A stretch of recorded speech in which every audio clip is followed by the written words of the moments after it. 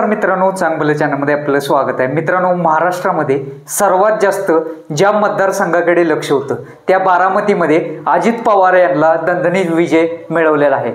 बारामतीचा गड अजित पवारांनी राखल्याने आता शरद पवार यांना मोठा धक्का बसलेला आहे। नवक्या युगेंद्र पवारांच्या पहिल्याच निवडणुकीत पराभव झालेला आहे। केंद्रात ताई, राज्यात दादा असं समीकरण बारामतीच्या जनतेने ठरवलेलं आहे। मात्र बारामतीत शरद पवार यांना धक्का बसलाय हे मात्र निश्चित मानलं जाते।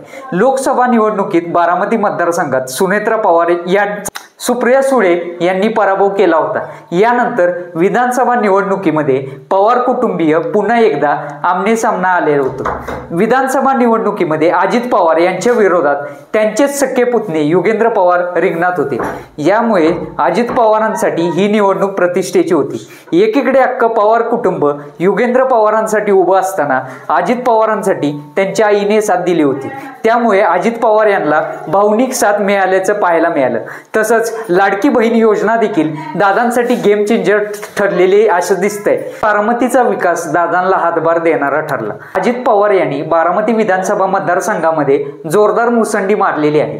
8व्या फेरी अखेर अजित पवारांनी 73,025 मते मिळवली होती। अजितदादांना पहिल्या फेरीपासून लीड मिळाली होती।